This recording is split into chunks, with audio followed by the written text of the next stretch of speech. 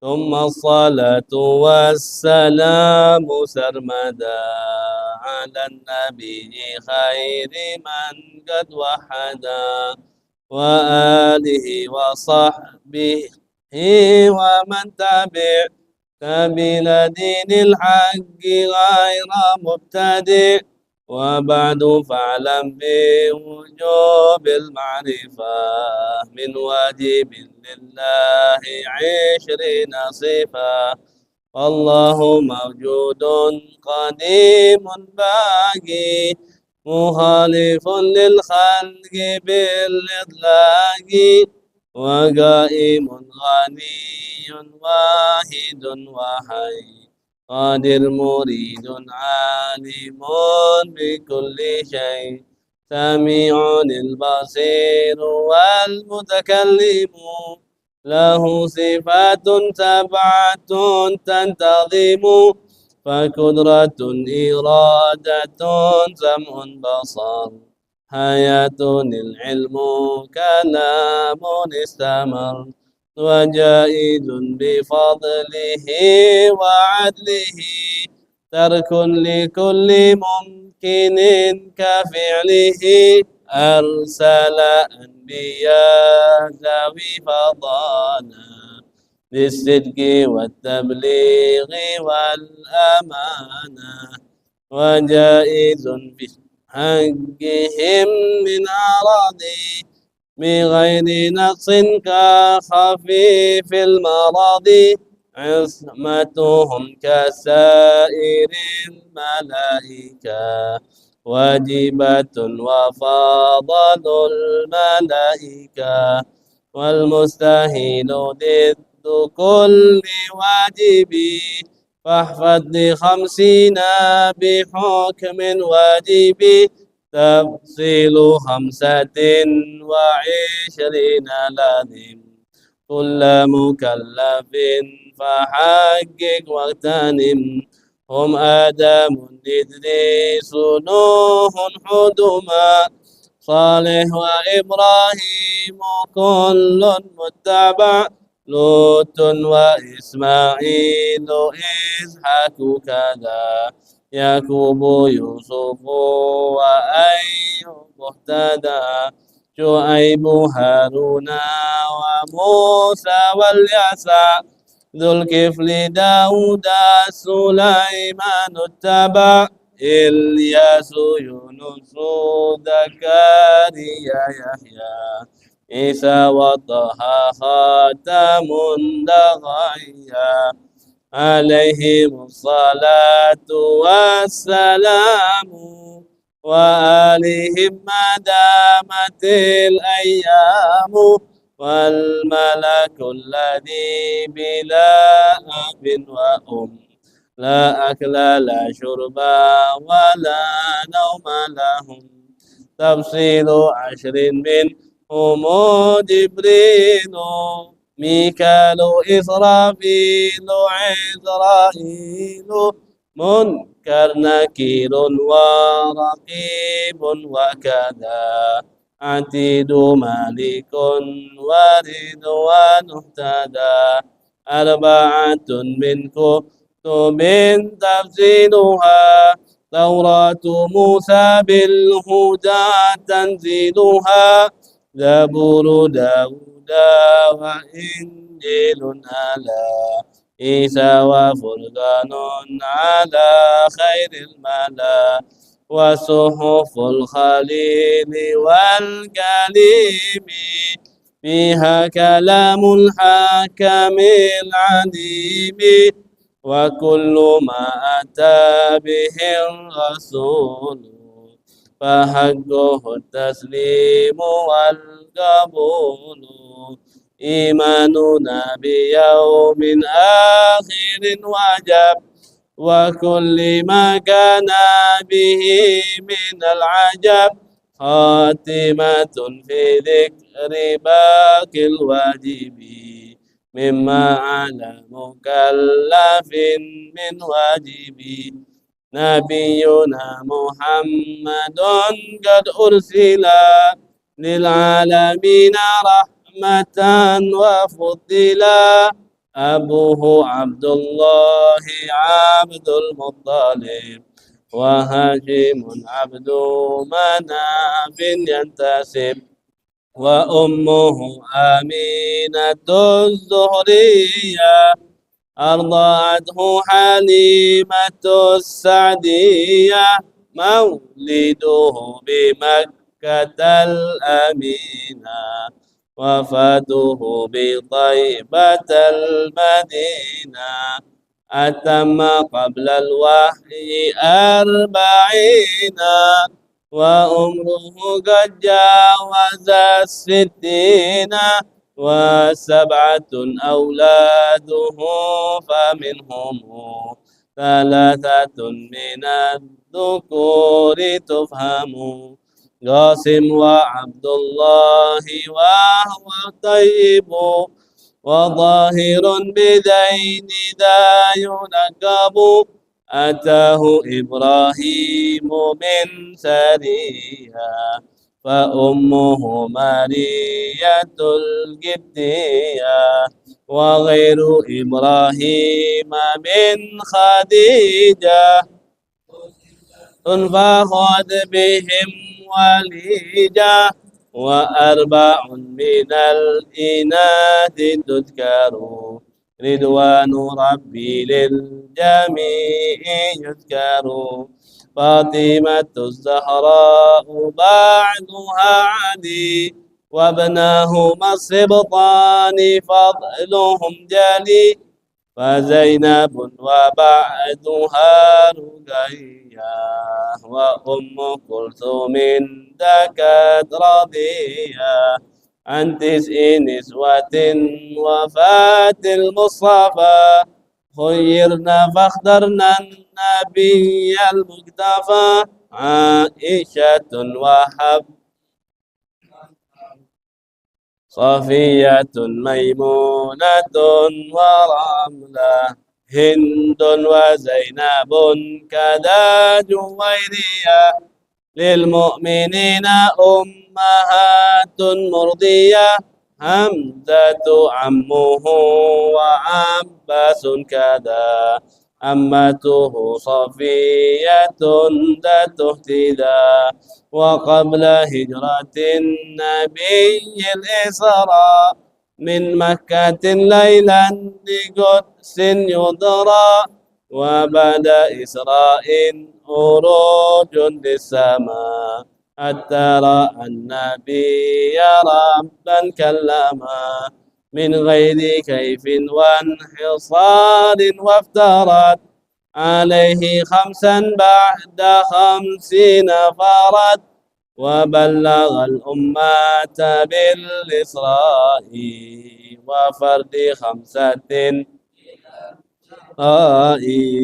قد فاز صديق بتصديق له وبالعروج الصدق وافى أهله وهذه عقيدة مختصرة وللعوام سهلة ميسرة ناظم تلك أحمد المرزوق من ينتمي للصادق المصدوق والحمد لله وصلى سلم على النبي خير من قد علم والآل والصحب وكل مرشد وكل من بخير هدي يقتدي وأسأل الكريم إخلاص الأمل ونفع كل من بها قد اشتغل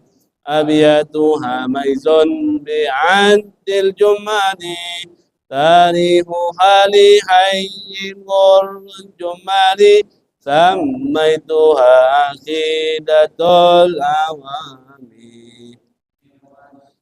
في الدين بالتمام سميتها عقيدة العوام من واجب في الدين بالتمام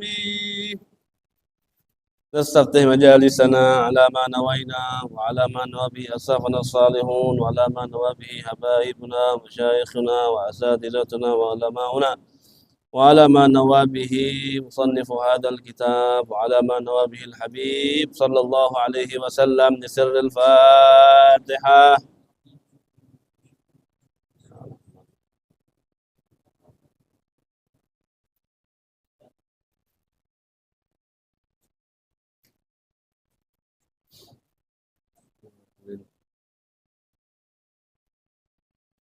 بسم الله، الحمد لله، والصلاة والسلام على رسول الله وعلى آله وصحبه ومن والاه. رب اشرح لي صدري ويسر لي أمري واحلل عقدة من لساني يفقه قولي وسدد لساني واهدي به قلبي بجاه النبي والآل. اللهم علمنا ما ينفعنا وانفعنا بما علمتنا وارزقنا علما وعملا وفقها في الدين. Amin ya rabbal alamin. Alhamdulillah, segala puja dan puji syukur kita haturkan kehadirat Allah Subhanahu wa taala yang telah banyak memberikan kita daripada nikmat-nikmatnya Allah Subhanahu wa taala, sehingga dengan nikmat tersebut kita bisa bersama-sama berkumpul di tempat yang tidak kita ragukan lagi. Allah Subhanahu wa taala banyak turunkan daripada rahmatnya. Allah Subhanahu wa taala banyak turunkan daripada barakahnya. Allah Subhanahu wa taala banyak turunkan daripada taufik, hidayah, inayah, riayah, madad daripada Allah Subhanahu wa taala, sehingga insyaallah tidaklah kita keluar daripada majlis yang mulia ini melainkan semua hajat-hajat kita dikabulkan oleh Allah Subhanahu wa taala. Setiap daripada dosa-dosa kita yang lalu ataupun yang akan datang mendapatkan ampunan daripada Allah Subhanahu wa taala. Setiap daripada umur kita dipanjangkan dalam taat kepada Allah Subhanahu wa taala. Dan setiap daripada rezeki kita dimudahkan oleh Allah Subhanahu wa taala, dan kita selalu berjalan di jalannya baginda Nabi besar Muhammad sallallahu alaihi wasallam. Ma'asyiral hadirin yang dimuliakan juga dirahmati oleh Allah Subhanahu wa taala, kita melanjutkan daripada pelajaran kita di bulan yang lalu, yang mana alhamdulillah kita sudah selesai mengkaji daripada 3 sifatnya Allah Subhanahu wa taala. Yang pertama sifat wujud, yang kedua sifat qadim, yang ketiga sifat baqa. Yang mana pada malam hari ini insyaallah akan kita kaji 3 sifat Allah Subhanahu wa taala, yaitu yang pertama mukhalafatuhu lil hawadits, yang kedua qiyamuhu ta'ala binafsihi, yang ketiga itu adalah al-wahdaniyah. Yang mana insyaallah pada kesempatan malam hari ini yang akan kita kaji adalah 3 sifat ini. Maka seperti apa yang sudah tertera di dalam kitab ini, beliau katakan salah satu daripada sifat salbiyah, sifat yang mana sifat salbiyah itu adalah sifat-sifat yang adanya sifat tersebut menafikan Allah Subhanahu wa taala dari segala hal yang tidak pantas untuk dimiliki oleh Allah Subhanahu wa taala. Itu namanya sifat-sifat salbiyah. Yang mana di dalam sifat salbiyah ini sudah kita kaji kemarin 2 sifat. Sifat qadim sama sifat baqa. Sekarang insyaallah dalam kesempatan malam hari ini kita habiskan semua sifat salbiyah tersebut. Maka sifat salbiyah yang ketiga itu adalah mukhalafatuhu ta'ala lil hawadits. Mukhalafatuhu ta'ala lil hawadits. Bahwasannya Allah Subhanahu wa taala berbeda, tidak sama dengan daripada al hawadits, sesuatu hal yang baru, yaitu makhluk, sesuatu hal yang adanya itu diciptakan. Sesuatu hal yang adanya itu diawali dengan ketidakadaan. Itu namanya sesuatu hal yang baru. Sesuatu hal yang baru adanya dia itu karena diciptakan oleh seseorang, dan adanya dia juga itu dimulai dengan ketidakadaan. Itu adalah sesuatu hal yang baru. Berbeda dengan Allah. Allah itu adalah zatnya qadim. Apa maksud qadim? Qadim itu adalah adanya Allah Subhanahu wa taala tidak dimulai dengan ketidakadaan. Maka di dalam sifat ini yang ketiga, di dalam sifat salbiyah, bahwasannya Allah Subhanahu wa taala itu berbeda daripada makhluk-makhluk yang lain. Berbeda dari apa? Maka di sini disebutkan bahwasannya hakikatul mukhalafatu lil hawadisi ibaratun an nafyil musyabahati fi dzati was sifati wal af'al. Apa maksud daripada kata mukhalafatuhu lil hawadis? Maksud daripada kata mukhalafatuhu lil hawadis yaitu menafikan kesamaan, keserupaan Allah terhadap makhluk-makhluk yang lain di dalam zatnya Allah, di dalam sifatnya Allah, di dalam pekerjaannya Allah Subhanahu wa ta'ala. Di dalam sifat, zat, af'al, Allah Subhanahu wa ta'ala berbeda dengan makhluk-makhluk yang lain. Maka Allah Subhanahu wa ta'ala zatnya itu tidak seperti zatnya kita. Sifatnya Allah Subhanahu wa ta'ala tidak seperti sifatnya kita. Af'al daripada Allah Subhanahu wa ta'ala tidak juga daripada seperti perbuatannya kita. Maka Allah Subhanahu wa ta'ala zatnya laisat min jismil anwar. Zatnya Allah itu ya bukan daripada bagiannya seperti cahaya atau dari kegelapan, atau Allah Subhanahu wa ta'ala mempunyai bentuk. Apa Allah Subhanahu wa ta'ala mempunyai sifat-sifat seperti kita, warnanya coklat, warnanya putih, tinggi badannya 170, gemuk badannya 80 kilo, tidak seperti itu. Maka setiap hal kullu ma yakhturu bibalika kullu ma yakhturu bibalika fallahu bi khilafi dzalik. Di sini Al-Imam As-Sanusi di dalam kitabnya beliau mengatakan, setiap apapun yang terlintas di dalam benakmu tentang Allah, maka Allah Subhanahu wa ta'ala berbeda dengan apa yang kita pikirkan. Setiap apapun yang ada di benak kita, di dalam zatnya Allah, di dalam sifatnya Allah, di dalam af'alnya Allah, maka ketahuilah bahwasannya Allah Subhanahu wa ta'ala berbeda dari apa yang kita sanggakan di dalam pikiran-pikiran kita. Maka inilah yang dinamakan mukhalafatuhu ta'ala lil hawadis. Bahwasannya Allah Subhanahu wa ta'ala berbeda daripada makhluk-makhluk yang lain. Perspektifnya itu dari tiga ini. Dari zat, dari sifat, juga dari af'al. Zatnya Allah tidak sama dengan zatnya kita. Sifatnya Allah tidak sama dengan sifatnya kita. Dan af'alnya Allah Subhanahu wa ta'ala pun tidak sama dengan af'alnya kita. Karena ini kalau kita mau luaskan di dalam tiga perspektif ini, mungkin agak terlalu panjang, tapi contoh saja, di dalam perbuatan Allah Subhanahu wa ta'ala, Allah itu membikin sesuatu dari yang sesuatu itu tidak ada menjadi ada. Itu adalah af'alnya Allah, perbuatannya Allah. Dari sesuatu yang tidak ada menjadi ada. Dari sesuatu yang memang dulunya tidak ada contohnya, Allah Subhanahu wa ta'ala adakan. Berbeda dengan perbuatan kita. Misalnya kalau kita dengar sekarang ini ada orang yang menemukan listrik, ada orang yang menemukan lampu, ada orang yang mengadakan lampu misalnya, ada orang yang bisa membangun rumah. Apakah itu mereka membangun semua itu dari sesuatu yang tidak ada menjadi ada atau tidak? Mereka itu bukan menjadikan sesuatu yang tidak ada menjadi ada, tidak. Mereka itu hanya membuat bahan-bahannya itu semuanya sudah disediakan oleh Allah Subhanahu wa ta'ala. Berbeda dengan Allah Subhanahu wa ta'ala. Allah ciptakan kita. Apakah misalnya dulu manusia ini, dulu di zaman mungkin sebelum Nabi Adam dulu mungkin ada manusia, kemudian Allah ngelihat ini manusia, Allah contoh, kemudian Allah bikin lagi ini manusia. Apakah seperti itu? Kan tidak.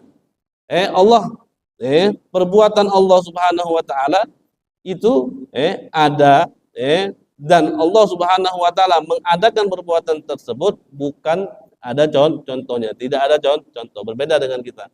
Makanya kalau kita ini tidak bisa dibilang kita ini membuat ini atau tidak. Kita menemukan. Ada orang bikin HP, dia berarti dia menemukan HP. Dibikin dengan bahan-bahannya. Bahan-bahannya dari mana? Bahan-bahannya itu sudah disediakan oleh Allah Subhanahu wa taala. Nah, itu maksud daripada perbuatan Allah, sifatnya Allah, zatnya Allah itu berbeda dengan makhluk-makhluk yang lain. Allah nggak bisa kita katakan Allah punya tangan seperti zatnya kita. Allah Subhanahu wa taala mempunyai mata, Allah Subhanahu wa taala mempunyai hidung dan yang lainnya, itu tidak bisa kita katakan seperti itu. Walaupun akidah-akidah yang lain seperti misalnya Syiah, seperti misalnya Wahabi, yang mana mereka memang beranggapan bahwasannya Allah Subhanahu wa taala itu ada bagiannya, ada bentuknya. Kalau dalam istilah tauhid itu dinamakan firqah tajsim. Kelompok-kelompok yang menjasmanikan Allah Subhanahu wa taala. Tapi kita tidak seperti itu. Makanya kita meyakini bahwasannya Allah Subhanahu wa taala mukhalafatun lil hawadits. Allah Subhanahu wa taala berbeda daripada makhluk-makhluk yang lain. Makanya coba dilihat kitabnya. Wa huwa adamu mumatsalatu syai'in minal hawadits lahu subhanahu wa ta'ala. Apa maksud daripada mukhalafatuhu lil hawadits? Adamu mumasalah. Tidak ada kesamaan Allah Subhanahu wa taala sedikit pun minal hawadits, daripada sesuatu hal yang baru daripada makhluk-makhluknya Allah Subhanahu wa taala. Seperti apa dalilnya? Dalilnya firman-Nya Allah Subhanahu wa taala, yang mana Allah Subhanahu wa taala mengatakan laisa kamitslihi syai'un wa huwas samiul basir. Laisa kamitslihi, Allah Subhanahu wa taala itu tidak ada sama sekali yang seperti Allah. Tidak ada sama sekali yang seperti Allah.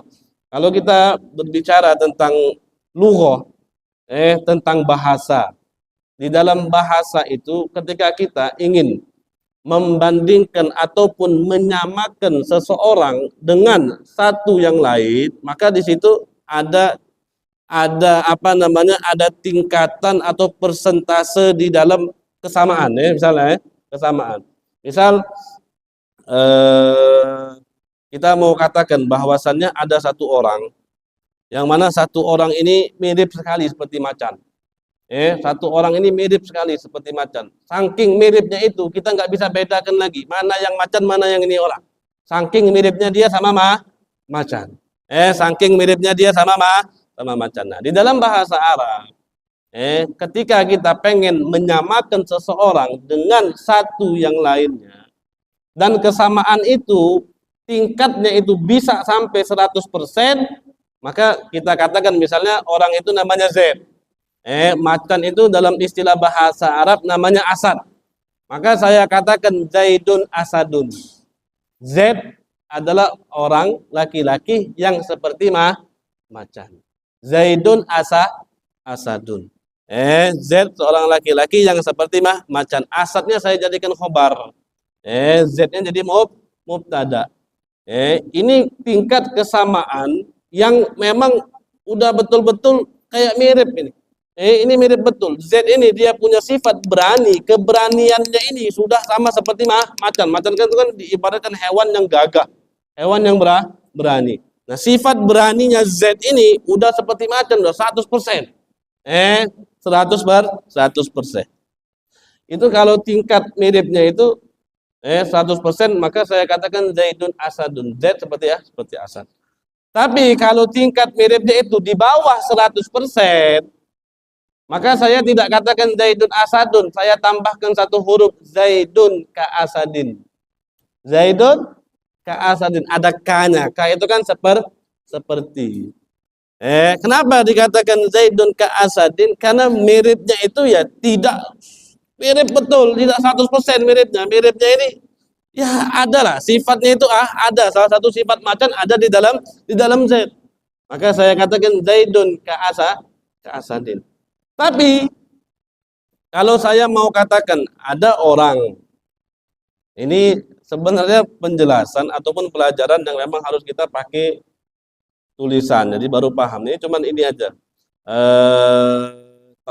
perluasan memahami bahasa saja. Nah, ada yang ketiga, ada orang Z ini mirip Asad. Ada Z ini mirip macan. Miripnya Z sama macan ini udah 100%. Nah, tapi ada orang lagi misalnya namanya Amr. Amr ini mirip seperti Z, yang mana Z ini miripnya seperti macan. Jadi bukan mirip macan, tapi mirip Z yang sifatnya sama seperti macan. Maka berarti tingkat miripnya itu lebih jauh lagi. Maka bukan hanya K saja, tapi ditambahin Zaidun kamisli Asad misalnya. Zaidun kamisli Asad. Z itu mirip seperti orang yang mirip sama macan. Ya gitu ya. Beda loh. Jadi tiga ini beda. Makanya penting kita kalau kita mau ngajar seperti saya, atau kita mau memahami Al-Qur'an, memahami kitab, ilmu lughah ini ilmu yang paling penting. Orang nggak bisa dikatakan alim, tidak bisa dikatakan dia bisa mengerti tentang Al-Qur'an ataupun apa lainnya kalau dia tidak memahami bahasa. Bahasa Arab di dalam ilmu nahwu ataupun ilmu sharaf. Maka di dalam tiga contoh yang saya sebutkan ini beda-beda. Kalau miripnya 100% kita sebutkan Zaidun Asadun. Kalau miripnya di bawah 100% kita katakan Zaidun ka Asadin.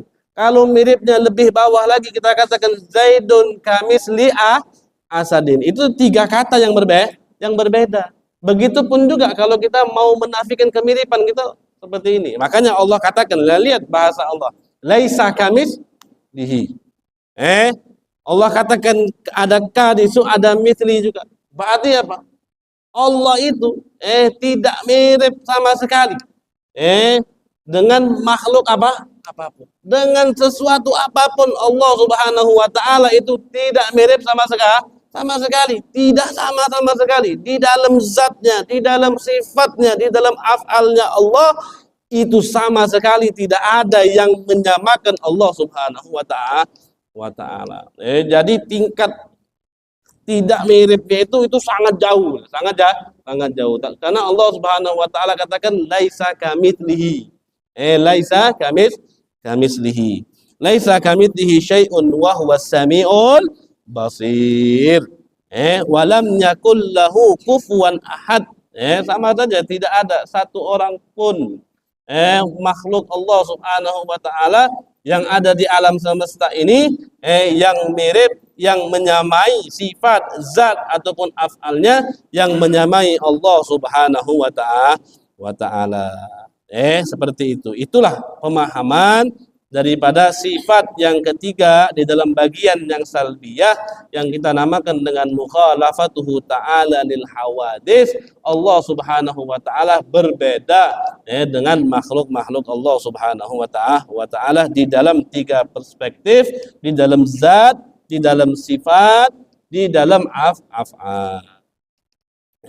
Maka kalau misalnya sekarang mungkin ada pertanyaan misalnya, ya Habib, gimana misalnya kalau saya temukan di dalam Al-Qur'an ada perkataannya Allah Subhanahu wa taala yang mana di dalam perkataan tersebut kalau kita mengartikan sesuai bahasa, sesuai dengan zahir ayatnya, maka di situ seakan-akan mengatakan Allah Subhanahu wa taala itu mempunyai tangan, Allah Subhanahu wa taala mempunyai muka, seperti firman-Nya Allah Subhanahu wa taala. Allah pernah mengatakan wa yabqa wajhu rabbika. Wa yabqa wajhu rabbika. Dan yang maha kekal itu adalah wajah. Wajah itu apa? Kalau dalam bahasa wajhu apa bahasa Indonesianya? Muka. Wa yabqa wajhu rabbika. Apakah kita artikan dan yang kekal itu adalah mukanya Allah? Apakah harus kita artikan seperti itu? Tidak.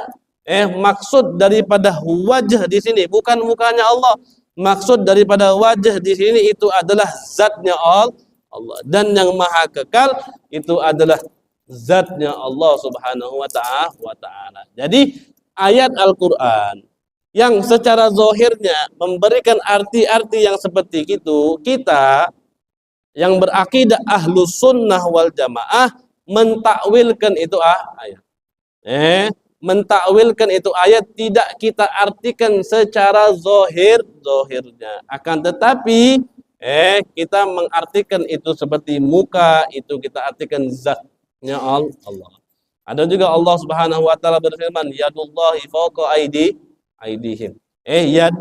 Yadun kalau di dalam istilah bahasa Arab diartikan dengan bahasa Indonesia, yadun itu artinya tangan. Yadullah, tangannya Allah. Ini kan dalam istilah nahu mudhaf ilaih. Yadullah, tangannya Allah. Apakah kita artikan tangannya Allah? Kan tidak. Karena kita ahlu sunnah wal jamaah sangat meyakini Allah Subhanahu wa taala berbeda dengan makhluk. Ketika Allah berbeda dengan makhluk, maka Allah tidak punya mata, Allah tidak punya muka, Allah tidak punya hidung, Allah Subhanahu wa taala tidak punya tangan, Allah nggak punya kaki, Allah nggak punya betis, Allah tidak terbentuk dengan apa yang Allah bentuk kita ini, tidak ada sama sekali. Maka ketika ada ayat-ayat yang seperti itu, tidak kita artikan secara zahirnya. Maka ketika ada perkataan yadullah, maka kita artikan kekuasaannya Allah. Fauqa aidihim, di atas kekuasaannya mereka. Itulah yang dimaksud dengan mukhalafatuhu ta'ala lil hawadis. Kemudian yang keempat, kita nggak usah panjang-panjang. Yang keempat, qiyamuhu ta'ala binafsihi. Qiyamuhu ta'ala binafsihi. Allah Subhanahu wa ta'ala berdiri dengan sendirinya. Adanya Allah Subhanahu wa ta'ala itu tidak membutuhkan dengan makhluk apapun. Adanya Allah tidak membutuhkan dengan selainnya. Akan tetapi selainnya Allah membutuhkan Allah Subhanahu wa ta'ala. Itu maksud daripada qiyamuhu ta'ala binafsihi. Salah seorang imam yang besar, yang alim, pakar dalam ilmu tauhid, dalam ilmu kalam, ulama yang sangat terkenal sekali di zamannya, Al-Imam As-Sanusi, di dalam syarah kitab Ummul Barahin, ketika beliau mendefinisikan atau menerangkan tentang esensi daripada Tuhan, ketika beliau ditanya apa itu Tuhan, maka beliau menjawab, Tuhan itu adalah zat yang tidak butuh dengan selainnya, akan tetapi selainnya itu butuh dengan zat tersebut. Itulah yang dinamakan dengan Tuhan. Salah satu esensi Tuhan, definisi Tuhan yang dibawa oleh Al-Imam As-Sanusi di dalam syarah kitabnya Ummul Barahin. Seperti itu. Imam Sanusi ini imam yang besar, orang yang alim, bahkan sebagian ulama mengatakan konsep salah satu konsep sifat 20 ini ada juga yang diambil dari beliau. Ini imamnya yang besar. Apa jadi qiyamuhu ta'ala binafsihi? Allah Subhanahu wa ta'ala berdiri dengan sendirinya. Coba dilihat kitabnya. Apa itu tafsir dalam kitabnya? Wa huwa adamu ihtiyadihi ila makanin yaqumu fi. Apa maksud daripada Allah Subhanahu wa taala qiyamuhu ta'ala binafsihi? Qiyamuhu ta'ala binafsihi, kita bisa mengerti makna ini di dalam tiga hal nanti. Apa yang pertama? Adamu ihtiyadihi ila makanin yaqumu fihi. Allah Subhanahu wa taala tidak membutuhkan kepada tempat untuk Allah Subhanahu wa taala ada. Allah nggak butuh tempat. Kalau kita artikan tempat itu kayak satu dimensi yang kosong. Yang dimensi kosong itu bisa diambil sama orang. Misal seperti ini.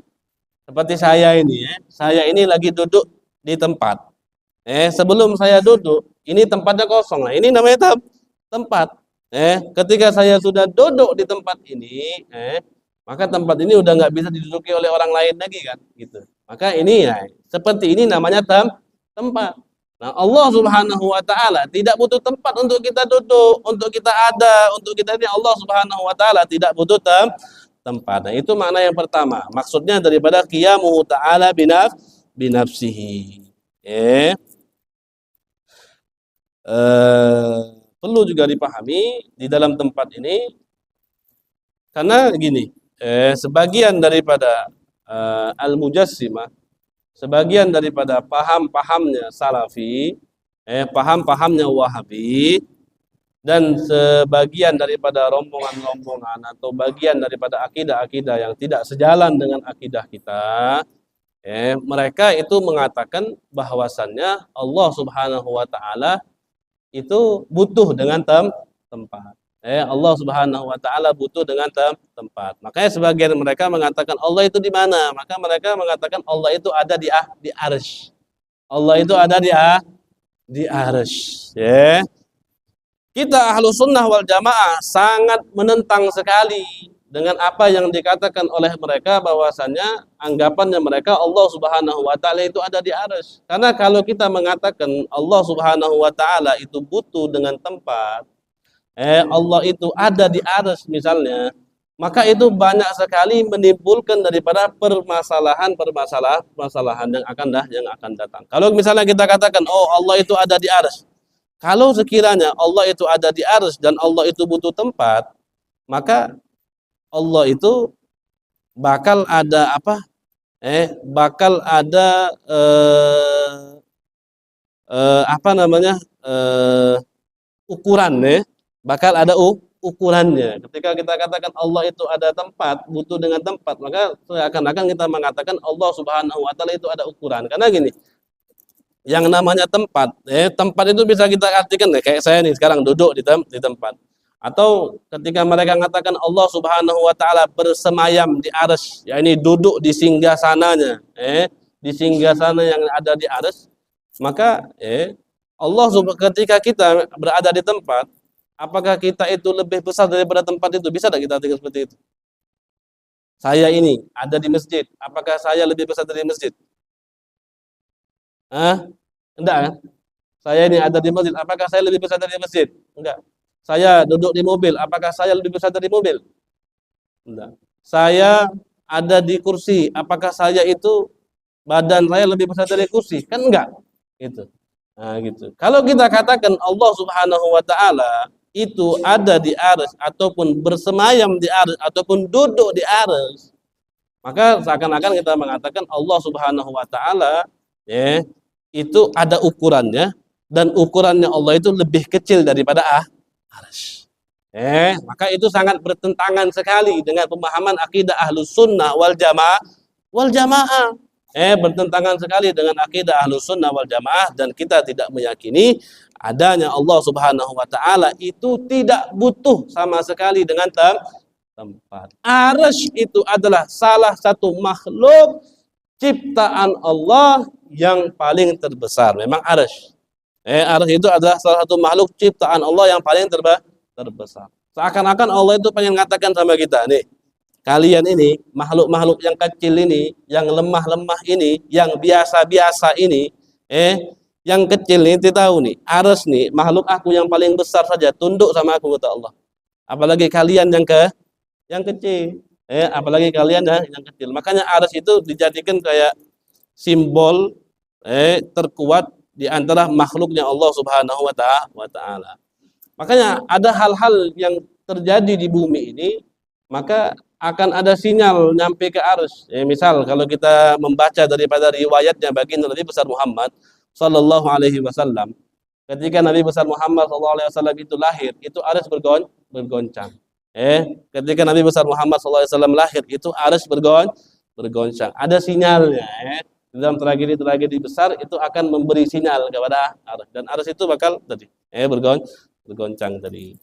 Jadi sekali lagi kita memahami apa maksud daripada qiyamuhu ta'ala binafsih.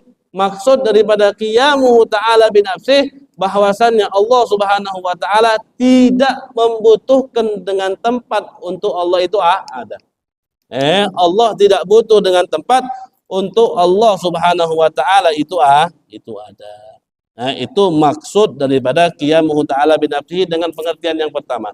Kemudian yang kedua apa kata beliau? Au mahallin yahullu fi. Atau Allah subhanahu wa ta'ala tidak membutuhkan zat. Allah subhanahu wa ta'ala tidak membutuhkan zat untuk Allah masuk ke dalamnya, enggak butuh. Untuk Allah itu ada di dalamnya. Mahal itu bukannya tempat. Kalau dalam bahasa Arab memang makan sama mahal itu artinya sama. Tapi maksud mahal di sini Allah subhanahu wa ta'ala zat, tidak membutuhkan zat. Untuk Allah subhanahu wa ta'ala ada. Kalau kita butuh misalnya gini, kita ini terdiri dari apa? Badan kita ini, atau kita ini terdiri dari apa? Kita ini terdiri dari roh. Kita ini ada roh, ada jiwa, ada tubuh. Ada yang namanya roh, ada yang namanya tubuh, badan. Nah, roh sama tubuh ini beda. Roh sama tubuh ini beda. Roh, kalau misalnya dia nggak ada tubuhnya, maka dia tidak bakal bisa berinteraksi dengan alam semesta ini, nggak bakal bisa. Kita ini kenapa bisa kalau kita minum kita ngerasa lega? Kalau kita bisa makan manis kita bisa ngerasa rasanya manis. Karena adanya tubuh baru roh ini bisa berinteraksi. Tapi kalau misalnya nggak ada tubuh, roh ini nggak bakal bisa berinteraksi. Nah, kita ini butuh dengan zat yang dinamakan tubuh ini butuh. Akan tetapi Allah subhanahu wa ta'ala tidak butuh dengan zat yang seperti ini, tidak butuh. Untuk Allah bisa berinteraksi dengan alam ini, Allah tidak butuh dengan tubuh, berbeda dengan kita. Berbeda dengan kita butuh. Nah, itu yang maksud dengan au mahallin yahullu fihi. Mahallin yahullu fihi. Au mujidin yujiduhu. Dan makna yang ketiga daripada qiyamuhu ta'ala binafsihi, bahwasannya Allah subhanahu wa ta'ala tidak membutuhkan kepada sesuatu yang mengadakan Allah subhanahu wa ta'ala. Allah nggak butuh. Kalau kiranya Allah subhanahu wa ta'ala harus ada yang menciptakannya, maka Allah bukan sesuatu hal yang qadim. Maka Allah itu adalah sesuatu hal yang hadis. Kita ini menyembah orang yang tidak diciptakan dengan zat lain. Kita menyembah zat yang tidak diciptakan dengan orang lain. Ketika Allah subhanahu wa ta'ala misal diciptakan dengan yang lain, maka tidak kita katakan itu Allah subhanahu wa ta'ala. Nah, itu yang dimaksud qiyamuhu ta'ala binafsihi. Saya ulangi lagi, apa maksud daripada qiyamuhu ta'ala binafsihi? Maksud daripada qiyamuhu ta'ala binafsihi itu terdiri dari 3 perspektif. Yang pertama, Allah subhanahu wa ta'ala tidak membutuhkan tempat untuk Allah ada. Yang kedua, Allah subhanahu wa ta'ala tidak membutuhkan zat untuk Allah berada di dalamnya agar Allah bisa berinteraksi dengan alam semesta ini, nggak butuh. Au mujidin yujiduhu, dan Allah subhanahu wa ta'ala tidak membutuhkan sesuatu yang mengadakan Allah subhanahu wa ta'ala. Itu maksud qiyamuhu ta'ala binafsihi. Bal huwa ghaniyun an jami'i siwa. Akan tetapi Allah subhanahu wa ta'ala itu maha tidak membutuhkan dari apa yang datang selain Allah subhanahu wa ta'ala. Allah nggak butuh. Ghani. Kalau orang kaya, namanya orang kaya itu kan orang yang nggak butuh sama sekali. Allah subhanahu wa ta'ala nggak butuh sama sekali dengan selain Allah subhanahu wa ta'ala. Apa dalilnya? Dalilnya Allah subhanahu wa ta'ala katakan wa'anatil wujuhu lil hayyil qayyum. Wa'anat yakni khada'at dan tunduk semua daripada makhluknya Allah subhanahu wa ta'ala lil hayyil qayyum, pada zat yang maha hidup, pada zat yang maha berdiri sendiri. Kalau dalam bahasa Indonesia ini berdiri sendiri apa? Berdikari ya. Berdikari ya, kalau dalam bahasa Indonesia berdikari berdiri sendiri. Wa qala ta'ala, dan Allah subhanahu wa ta'ala juga berfirman, ya ayyuhan nas antumul fuqara'u ila Allah. Wahai manusia, antumul fuqara', kalian itu al-fuqara, membutuhkan Allah, butuh kepada Allah. Orang fakir itu kan orang yang butuh. Fuqara ilallah. Kita ini semuanya butuh kepada Allah. Kita bisa bernapas itu karena Allah. Kita bisa diberi kesehatan itu karena Allah. Kita bisa diberi kelapangan itu semua karena Allah. Kita bisa hadir juga menyempatkan waktu kita untuk hadir di majlis ini juga karena Allah Subhanahu wa taala. Wallahu huwal ghaniyul hamid. Allah Subhanahu wa taala zat yang maha kaya, yang maha terpuji. Wa qala ta'ala, dan juga Allah Subhanahu wa taala berfirman, innallaha la ghaniyyun 'anil 'alamin. Sesungguhnya Allah Subhanahu wa taala itu maha tidak membutuhkan daripada al-alamin, alam semesta. Allah Subhanahu wa taala tidak butuh sama sekali dengan alam semesta. Allah itu mengadakan kita bukan karena Allah Subhanahu wa taala butuh untuk dipanggil Tuhan. Tidak. Berbeda misalnya kalau raja nih, raja. Raja itu kan orang bisa dibilang raja kalau ada rakyatnya. Tidak. Orang itu bisa dibilang raja kalau sekiranya ada rakyatnya. Kalau misalnya cuma satu orang, di dunia ini cuma ada satu orang misalnya, bisa nggak dia dikatakan raja? Nggak bisa. Nggak bisa. Pemimpin itu bisa dikatakan pemimpin. Harus ada orang yang dipimpin, baru dia bisa dikatakan pemimpin. Dan itu berbeda dengan Allah Subhanahu wa taala. Berbeda dengan Allah Subhanahu. Allah nggak butuh sama kita.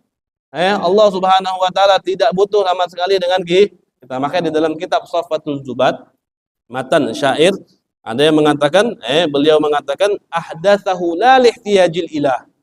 Walau arada tarkahu lamabtada. Ahdatsahu, Allah Subhanahu wa taala mengadakan kita ini ada la lihtiyajil ilah. Bukan dikarenakan Allah itu butuh. Biar Allah ini jadi Tuhan, maka kita ada, tidak. Tidak seperti itu. Berbeda dengan makhluk-makhluk Allah yang lain. Orang bisa dikatakan pemimpin, harus ada yang dipimpin. Orang bisa dikatakan raja, ya, harus ada dulu rakyatnya. Nggak bisa dia jadi pemimpin, nggak bisa dia jadi raja, kalau sekiranya tidak ada makhluk-makhluk yang lain, dan itu berbeda sama sekali kepada Allah Subhanahu wa taala. Allah sama sekali tidak butuh dengan makhluk sama sekali. Nah, itulah yang dimaksud dengan qiyamuhu ta'ala binafsihi. Itu yang dimaksud dengan qiyamuhu ta'ala binafsihi. Nah, kemudian yang terakhir daripada sifat as-salbiyah itu adalah al-wahdaniyah. Al-wahdaniyah ini kalau kita artikan itu adalah zat yang maha esa. Al-wahdaniyah, zat yang maha esa atau zat yang maha tunggal, itu namanya al-wahdaniyah. Zat yang maha esa atau zat yang maha tunggal, itu namanya al-wahdaniyah. Boleh nggak kita artikan maksud daripada al-wahdaniyah itu satu? Boleh nggak kita bilang misalnya Allah itu satu? Sebagian ulama ahlil kalam itu ketika dia bilang bahwasannya Allah itu satu, maka ada terusannya. Mereka katakan wahid la min qabilil adad. Bukan dari segi angka, bukan dari segi jumlah. Karena kalau kita katakan Allah satu dan itu adalah angka, kalau ada satu pasti ada dua. Kalau ada satu itu bisa memberikan kemungkinan pasti adanya dua. Makanya mereka lebih enak mengatakan Allah itu esa. Allah itu tunggal. Allah itu esa, Allah itu tunggal. Makanya kalau kita baca di dalam kitab ini, coba kita lihat apa yang dimaksud dengan al-wahdaniyah. Adamut ta'addud. Apa maksud adamut ta'addud? Allah Subhanahu wa taala itu tidak berjumlah. Tidak berjumlah. Kalau dikatakan jumlah itu minimal berapa? Kalau dikatakan jumlah itu minimal dua. Kalau orang dua itu baru bisa dikatakan jumlah. Makanya di sini dikatakan adamut ta'addud. Allah Subhanahu wa taala itu tidak berjumlah. Allah Subhanahu wa taala itu tidak berjumlah. Sekarang gini, ada nggak orang yang mengatakan Allah Subhanahu wa taala itu berjumlah atau ta'addud? Banyak. Ada nggak? Allah itu berjumlah. Ada. Ada yang mengatakan Allah itu berjumlah. Seperti misalnya siapa? Misalnya pemahaman-pemahaman selain Islam. Agama Hindu misalnya. Tuhannya berapa? Agama Hindu banyak Tuhannya. Mungkin sapi aja Tuhan ya. Orang India itu sapi aja tuh Tuhan sama dia. Makanya mereka nggak boleh makan sapi katanya ya. Nggak boleh makan sapi. Banyak kalau Hindu banyak. Majusi. Orang Majusi itu Tuhannya itu ada dua. Ada Tuhan cahaya atau Tuhan apa? Nggak salah. Ada Tuhan cahaya, ada Tuhan kegelapan. Itu Majusi, ada dua Tuhannya. Kalau orang Nasrani itu tiga. Tuhan Ayah, Tuhan Anak, Roh Kudus. Ya kan? Itu banyak semua tuh. Banyak lagi yang lain. Yunani punya Tuhan 12. Banyak. Tapi Islam mengajarkan bahwasannya Allah itu Al-Wahdaniyah.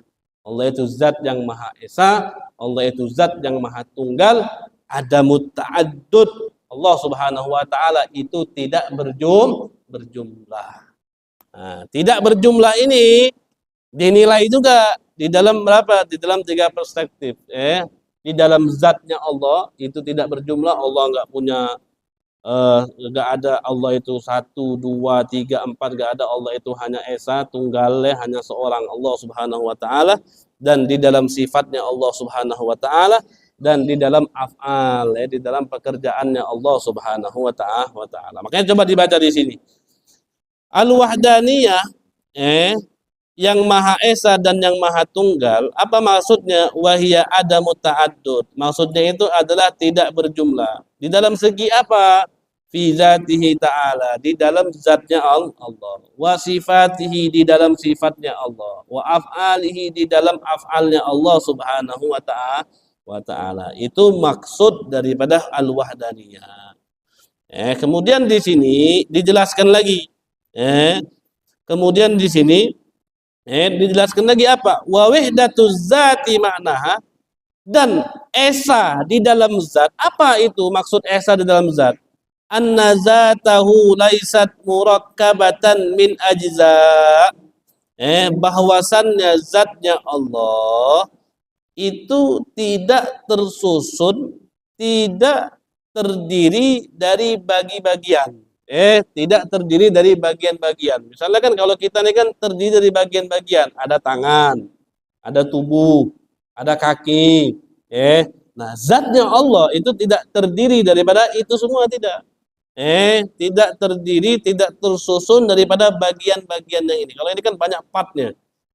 Tangan, lengan, kaki, betis, paha, badan. Ini banyak partnya, banyak bagian-bagiannya. Tapi Allah Subhanahu wa taala tidak seperti itu. Menurut akidah Ahlussunnah wal Jamaah, akidah yang paling betul. Wa annahu la syarika lahu fi mulkih. Bahwasannya tidak ada sekutu bagi Allah Subhanahu wa taala di dalam kekuasaannya Allah. Wa wahdatus sifati maknaha, dan esa di dalam sifat itu artinya apa? Esa di dalam sifat itu artinya annahu laisa li ahadin sifatun tushbihu sifatan min sifatihi. Tidak ada seorang pun di dalam sifatnya yang menyerupai daripada sifat-sifatnya Allah Subhanahu wa taala. Tidak ada satupun daripada seorang makhluknya Allah di dalam sifatnya yang menyerupai daripada sifat-sifatnya Allah. Berbeda dengan pemahaman orang Nasrani. Orang Nasrani bilang Allah itu di dalam sifatnya, Nabi Musa itu di dalam sifatnya itu ada di dalam sifatnya Nabi Musa itu ada sifat-sifatnya Allah. Itu pemahaman orang Nasrani. Orang-orang Kristen juga mereka berpahaman bahwasannya Allah itu, zatnya Allah itu butuh dengan tubuh. Makanya adanya Yesus kan. Itu pemahaman mereka, berbeda dengan pemahaman kita. Itu maksud dengan wahdatus sifat, esa dalam sifat. Apa maksud esa dalam sifat? Annahu laisa li ahadin sifatun tushbihu sifatan min sifatihi. Tidak ada satu orang pun di dalam sifatnya yang menyamai, menyerupai di dalam sifat-sifatnya Allah. Wa wahdatul af'al, dan esa di dalam af'al. Apa itu arti esa dalam af'al? Annahu laisa li ahadin ghairuhu ta'ala fa'ala minal af'al. Bahwasannya tidak ada selain Allah yang melakukan daripada perbuatan ini. Apa perbuatan yang dimaksud? Mengadakan sesuatu yang dulunya tidak ada. Apa maksud daripada af'al? Mengadakan sesuatu yang dulunya tidak ada. Itu maksud daripada af'al. Maka beliau katakan di sini, "Fallahu khaliqu kulli syai'." Maka Allah Subhanahu wa taala sang pencipta segala sesuatu. Wa mubdi'u kulli syai', dan Allah Subhanahu wa taala yang menciptakan sesuatu tanpa ada contohnya. Itu namanya mubdi'. Mubdi', atau dalam kata lain yang sering kita dengar itu nama bid'ah. Sering kita dengar bid'ah. Apa itu bid'ah? Apa orang katakan bid'ah? Bid'ah itu perbuatan ataupun amal yang tidak ada contohnya atau yang tidak dilakukan oleh baginda Nabi besar Muhammad sallallahu alaihi wasallam. Itu namanya bid'ah. Sesuatu hal yang dilakukan yang dulunya memang tidak ada contoh, itu namanya bid'ah. Nah Allah ini mubdi', Allah itu menciptakan sesuatu itu tidak ada contoh. Berbeda orang sekarang nih, kalau misalnya ada orang bikin mobil, ada contohnya nggak? Ada contohnya. Orang bikin mobil, terinspirasi mereka bikin mobil itu misalnya mereka lihat, oh ada onta, oh ada kuda, oh ada keledai yang bisa ditunggangi. Mungkin dari sini bisa berkaki 4 ini, kita bisa siapkan pakai mesin, kita contoh ini rodanya 4, kita bikinlah ada mobil, pesawat misalnya. Itu ada contohnya semua. Makhluk ini hanya menemukan saja. Makhluk ini hanya menemukan saja. Yang mengadakan semua barangnya itu Allah Subhanahu wa ta'ala. Mubdi' kulli syai'. Fahuwa ta'ala mustaqillun bil ijadi wal ibda'. Maka Allah Subhanahu wa ta'ala itu sendiri di dalam mengadakan dan menciptakan sesuatu yang tidak ada contohnya. Apa dalilnya? Qala ta'ala subhana, maha suci Allah, wallahul wahidul qahhar. Allah itu adalah zat yang tunggal, zat yang esa, al-Qahhar. Qahhar ini Allah ketika punya keinginan sudah, keinginannya Allah Subhanahu wa ta'ala. Dan juga dalilnya Allah Subhanahu wa ta'ala berfirman, wa ilahukum ilahu wahid, la ilaha illa huwar rahmanur rahim. Sama, artinya sama. Qul huwallahu ahad. Katakan bahwasanya Allah Subhanahu wa taala itu esa, sama juga artinya. Wa qala ta'ala, "Law kana fihi ma alihatun illallahu la fasadata." Allah katakan kalau sekiranya di dalam langit dan bumi itu ada Tuhan selain Allah, ada beberapa Tuhan selain Allah, fasadata, itu langit bumi bakal rusak. Enggak usah kita ngurusin langit sama bumi. Di negara kita saja misalnya ada 2 pemimpin misalnya yang sama-sama derajatnya sama, maka bakal rusak. Negerinya itu bukan tambah teratur, bukan tambah rapi, tapi akan tambah rusak. Yang satu pengen ke sini, yang satu pengen ke sini. Nah, misalnya yang satu ngomong, sudah kamu bagian Jawa, saya bagian Sumatera. Yang satu ngomong, kamu kok ngatur-ngatur saya pengen ini, terserah saja, kan bakal ribut akhirnya. Kalau ada 2 pemimpin itu pasti ribut. Apalagi ini di dalam alam semesta. Makanya Allah katakan, "Lau kana fihi ma'alihatun illallah." Kalau sekiranya di dalam langit dan bumi ini ada beberapa Tuhan lagi selain Allah, la fasadata, maka akan rusak. Dan ini bisa kita bawa artinya ke semua tempat, ke semua posisi. Di setiap rumah tangga, organisasi, apapun itu, lembaga, desa, ataupun sebuah negara, ketika pemimpinnya itu lebih dari satu, maka itu bakal hancur. Lebih dari satu bakal hancur. Makanya ketika kita menjadi suami, maka yang memimpin rumah tangga itu juga suami. Pemimpin rumah tangga itu suami. Jangan kita mau dimasukkan dengan pemimpin-pemimpin yang lain. Kalau rumah tangga, satu saja contoh yang terkecil, yang paling kecil di dalam contoh ini, rumah tangga ini kan cuma terdiri dari suami, istri, anak. Paling 3, 4, beda kalau Pak Parman kan anaknya banyak ya. Jadi dia mungkin 14 kali, berarti 14 jumlah. Jadi kalau kita yang kecil-kecil ini aja, di saat pimpinan kita menjadi suami ini dimasukkan dengan pemikiran-pemikiran yang lain atau ada yang lain yang memerintahkan di dalam rumah tangga tersebut, maka kan akan kacau. Kacau. Baik itu orang tua, atau itu saudara, atau itu periparan, atau apapun itu. Ketika dia mengganggu daripada jalannya ini rumah tangga, bakal hancur. Itu baru rumah tangga yang kecil saja, apalagi di dalam alam semesta. Karena Allah katakan, laukana fihi ma'alihatun illallah la fasadata. Kemudian Allah Subhanahu wa taala juga mengatakan, mattakhadallahu min walad. Allah Subhanahu wa taala itu tidak mengambil anak, ya. Allah Subhanahu wa taala itu sama sekali tidak butuh dengan anak. Allah Subhanahu wa taala tidak butuh sama anak. Wa ma kana ma'hu min ilah, dan juga tidak ada bersama Allah Subhanahu wa taala tuhan-tuhan yang lain, enggak ada. Idzal la dhahaba kullu ilahin bima khalaq.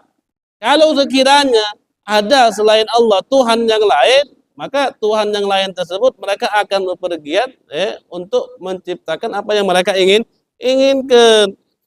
Wala ala ba'duhum ala ba'd, dan yang lainnya pengen lebih hebat daripada yang lain. Enggak mungkin, sesuatu itu tidak mungkin. Coba diartikan misalnya ada Allah itu dua. Allah itu dua, yang satu nyuruh bangun ini, yang satu nyuruh hidupin ini, yang satu mau matikan ini, yang satu pengen nurunin hujan, yang satu enggak mau, yang satu ini. Ribet urusannya itu bakal ribet.